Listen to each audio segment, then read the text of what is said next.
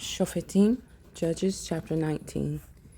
And it came to be in those days, when there was no sovereign in Israel, that there was a certain Levite sojourning on the further side of the mountains of Ephraim.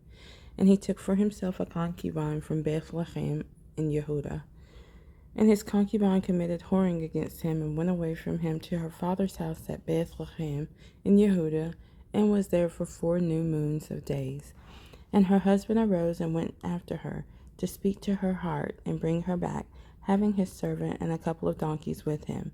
And she brought him into her father's house, and the father of the young woman saw him, and he was glad to meet him. And his father-in-law, the young woman's father, took hold of him, and he dwelt with him 3 days, and they ate and drank, and spent the nights there.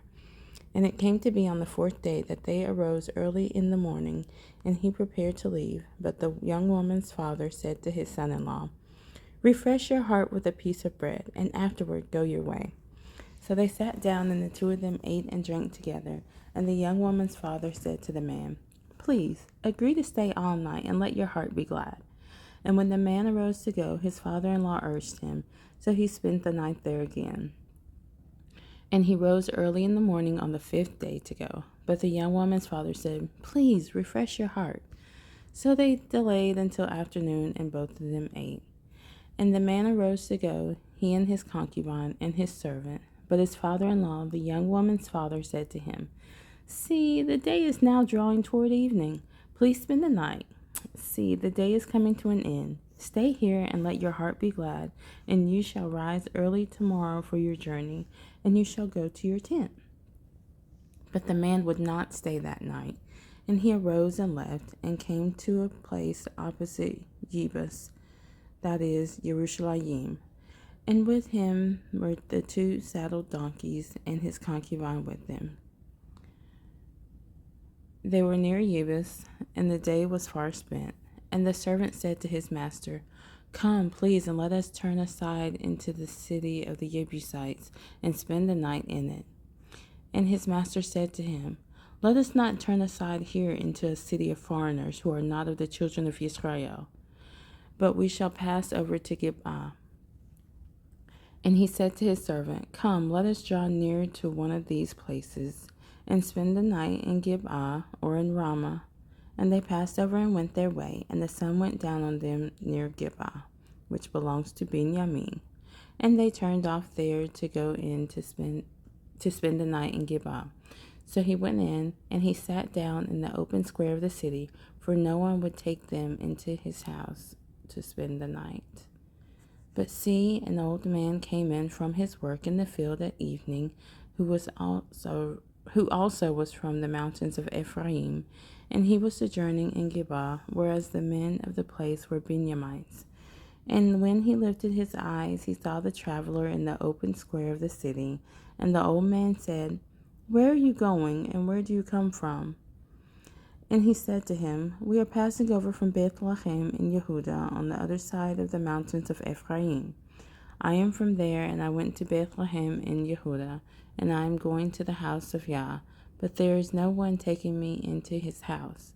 Yet there is both straw and fodder for our donkeys, and bread and wine for myself, and for your female servant, and for the young man who is with your servant. There is no lack of any matter." And the old man said, "Peace be with you. However, let all your needs be on me. Only do not spend the night in the open square." And he brought him into his house, and gave fodder to the donkeys, and they washed their feet, and ate and drank. They were making their hearts glad. And see, men of the city, sons of Belial, surrounded the house, beating on the door.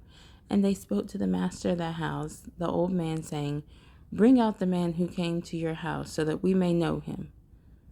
But the man, the master of the house, went out to them and said to them, "No, my brothers, I beg you, do no evil. Since this man has come into my house, do not do this folly. Look, here is my maiden daughter and the man's concubine.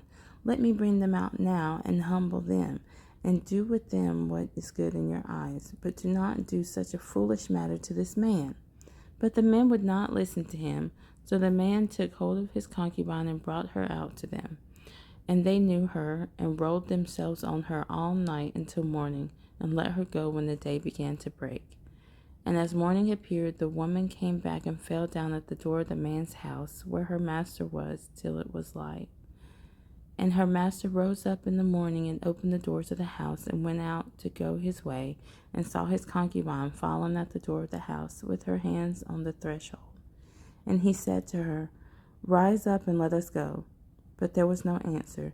Then he took her on the donkey, and the man rose and went to his place, and came into his house, and took a knife, and took hold of his concubine, and cut her up limb by limb into 12 pieces, and sent her throughout all the borders of Israel. And it came to be that all who saw it said, There has never been, and there has not been seen the like of this, from the day that the children of Israel came up from the land of Mitzrayim until this day. Set your heart on it, take counsel, and speak up.